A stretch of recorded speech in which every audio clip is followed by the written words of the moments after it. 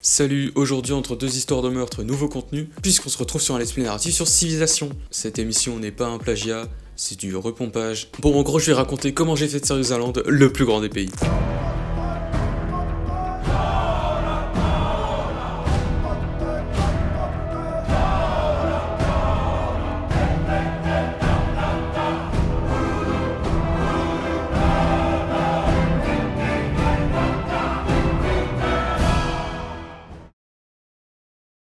Je dois me mettre là, c'est ça? Je dois tenir ce truc aussi.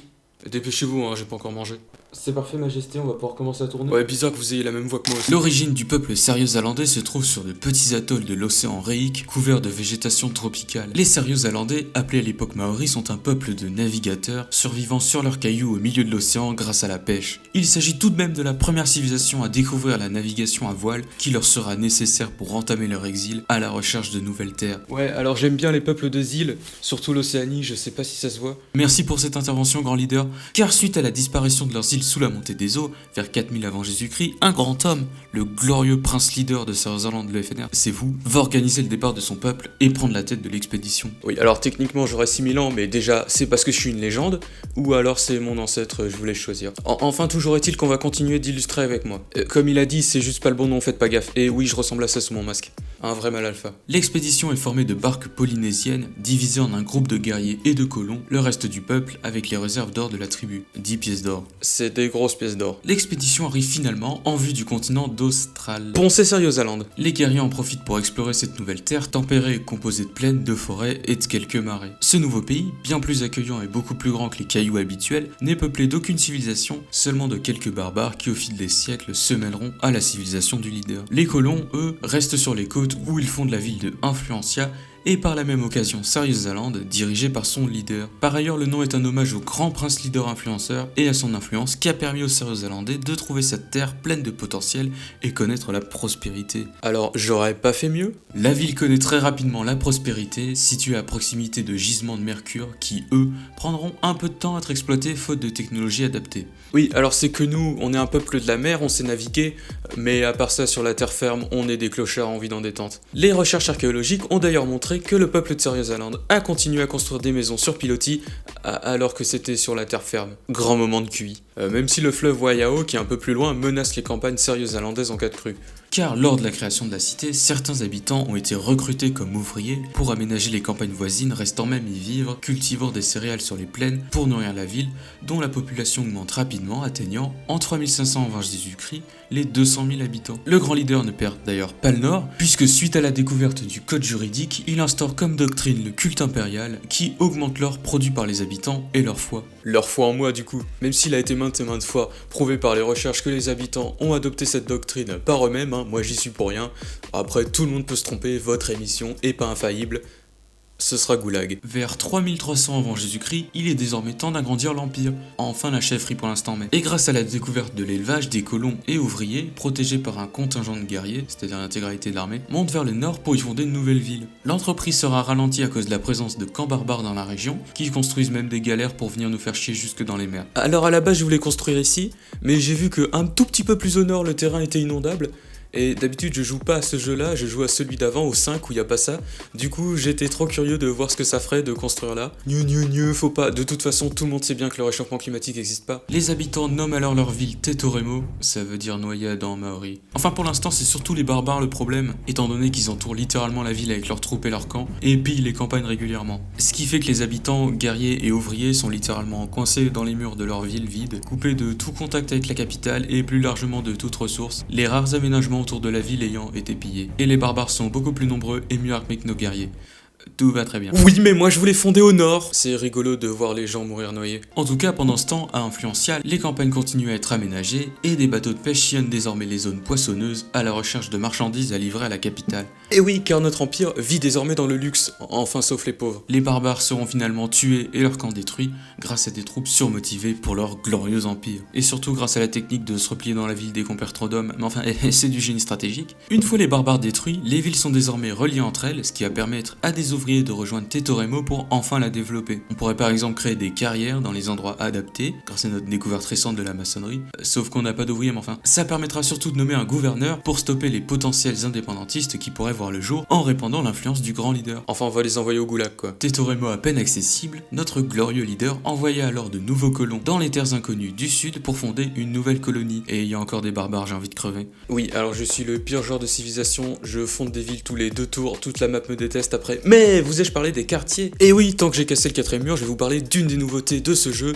les quartiers. Oui, parce que construire des aménagements c'est bien, mais les cases autour de la ville peuvent également accueillir des quartiers qui sont hors des remparts, qui est du coup appelé le centre-ville. C'est ainsi que vit le jour le premier quartier de Sariosaland, un lieu saint dédié au culte du grand leader qui augmente la foi des habitants. En fait, l'objectif c'est que petit à petit une religion se crée autour du culte du leader. Et pendant que les barbares sont détruits au sud, c'est pas tout ça, mais la période antique commence à se terminer. Il faut pour le leader accumuler ce qu'on appellera par la suite des points d'air pour que l'ère suivante soit un âge d'or pour Sariosaland, ou au moins un âge normal mais pas un âge sombre s'il vous plaît. Les historiens appellent âge sombre les périodes durant lesquelles la fidélité à l'influence de l'empire diminue dans les villes périphériques, ce qui peut aller jusqu'à leur indépendance, voire leur rattachement à un empire voisin. Bon, on n'a pas de voisin. Surtout qu'au sud, on vient de fonder Cap Influence.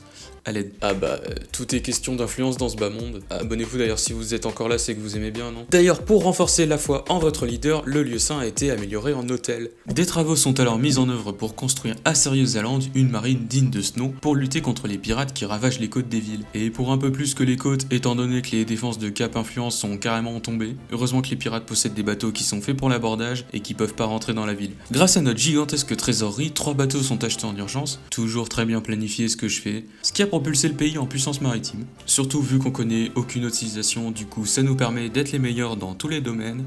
Les plaines qui entourent ce cours d'eau sont inondables. D'ailleurs c'est le moment où le fleuve Waiao est sorti de son lit, ce qui n'a absolument rien changé vu que c'est beaucoup trop loin. Faut savoir connasse. Le temps est venu de choisir les accomplissements de notre histoire que nous souhaitons célébrer. Cela inspirera nos citoyens. Ah, et bien quoi que ça veuille dire, je suis d'accord avec ça.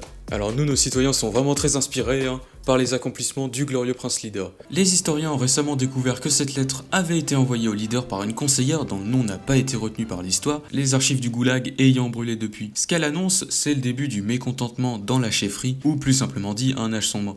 Sûrement à cause d'un complot des autres civilisations contre nous, qui qu'elle soit. Alors ça c'est le pire truc pour moi, vu qu'à cause de ça tu peux pas fonder beaucoup de villes vu qu'elles se barrent de l'Empire s'il y en a trop. Super, je suis le pire joueur de ce jeu. D'ailleurs notre flotte conséquente, désormais inutile vu que le continent est pacifié, va profiter de ces nouvelles vacances pour explorer les mers à la recherche des autres civilisations. D'autant que les 3/4 de notre île sont déjà peuplées et qu'il serait temps de trouver de nouvelles terres. Et c'est ainsi que la civilisation du Japon, dirigée par Hojo Tokimune, je sais pas qui c'est mais c'est lui, est découverte sur un autre continent au sud-est. Et il a la Triforce sur lui, qu'est-ce que c'est que cette merde? Bon en tout cas, une délégation est envoyée le rencontrer dans sa capitale, et inversement, son peuple amenant plusieurs choses à influencier. Eh bien nous on a emmené notre grand leader, ce qui est déjà très bien. En 1360 avant Jésus-Christ, ça n'a aucun sens de compter avec Jésus mais enfin, c'est le moment qu'un panthéon se forme dans le lieu saint près d'Influencia, autour d'un dieu de la mer. Parce qu'on est un peuple marin. Le glorieux prince leader influenceur, évoluant ainsi en glorieux prince leader influenceur et dieu de la mer, même si je suis dieu de tout globalement. Bon, on n'a toujours pas de religion à ce stade, mais c'est le premier pas. Croyez plus fort au goulag. Ah et on a découvert l'écriture. Oui, en 900 avant Jésus-Christ, il était temps. C'est également à cette période que Sariosaland, alors simple chefferie, ce qui est digne d'une tribu barbare, a changé de système pour devenir une république classique. Oui, alors c'est pas très influencé comme type de gouvernement, mais pour l'instant on peut rien faire de mieux. Fichue démocratie, enfin il y a que les hommes blancs riches qui votent, donc ça va. Ce nouveau système permet à la nouvelle république d'établir de nouvelles doctrines, augmentant la rapidité de production pour créer de nouveaux ouvriers et de nouveaux colons. Super idée ça. Pour compenser, les nouvelles doctrines permettent aussi d'augmenter la loyauté des villes qui contiennent des garnisons. C'est sûr que quand t'as des soldats qui surveillent ta maison, t'y réfléchis à 2 fois avant de vouloir faire sécession. Côté religieux, il est finalement temps pour le leader de regrouper les différents cultes autour de lui, autour d'une religion forte, l'influence. Abonnez-vous. De nos jours, elle est représentée par l'étoile blanche sur le drapeau, mais à l'époque, le symbole était ces petites vagues, représentant la mer, dieu de la mer bien sûr, qui est elle-même sur le drapeau d'ailleurs. Les informateurs néo-zélandais font aussi savoir que les religions du bouddhisme et du catholicisme existent déjà, quelque part sur les autres continents. Grâce aux techniques de méditation du grand leader, les quartiers extramuros contiennent plus d'activités, alors me demandez pas le rapport. Et le grand leader forme aussi des prédicateurs itinérants, ce qui permet à la religion de se propager sur de plus longues distances. On a aussi utilisé les enfants pour le faire. Utile pour apporter la bonne foi de l'influence aux civilisations au-delà des mers. Allez mes petits voisins, convertissez-vous à l'influence du glorieux prince leader influenceur de la mer. Car d'ailleurs, les navires de Serious Island continuent à explorer les côtes des deux continents à l'ouest et à l'est, découvrant quelques nouvelles civilisations. La première fut la Phénicie, dirigée par la reine Didon à l'est, suivie de l'Espagne de Philippe, et Ninian dirige aussi plein de pays, et fervent disciple de la seule et véritable religion. Ok, toi tu cherches la merde. Le roi d'Espagne envoyant de ce pas une délégation, organisant une corrida à Serious Island. Barbare. Alors lui je l'aime pas lui. Déjà le taureau il t'a rien fait donc laisse-le. Philippe là il a pas de couilles. Ce qu'on a fait nous avec notre délégation quand on est revenu c'est qu'on a fait une corrida géante avec des prisonniers politiques. Ça c'est du spectacle. Bon toujours est-il qu'on commence à y voir plus clair avec deux continents principaux de chaque côté d'une autre, centre du monde en fait, avec les infidèles espagnols à l'ouest, les Phéniciens sur les côtes du nord-est avec leur capitale Tyr, et le Japon qui lui est plus au sud avec leur célèbre barrière de corail. C'est le Japon qui du coup est bouddhiste, donc ennemi de la nation. D'ailleurs ils viennent de nous envoyer un émissaire pour dire que notre empire est à l'image du soleil levant. Bah ok Cimer. Ah et on a également les Mapuches, des clodos torse nu qui nous menacent avec une épée volée. Oui alors ils vont prendre un peu le seum plus tard.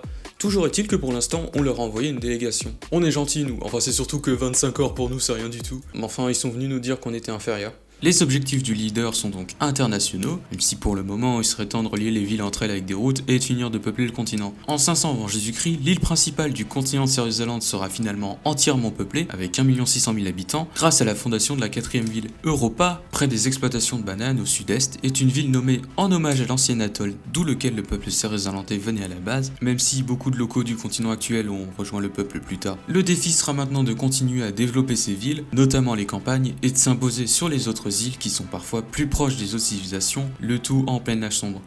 Tout va bien se passer.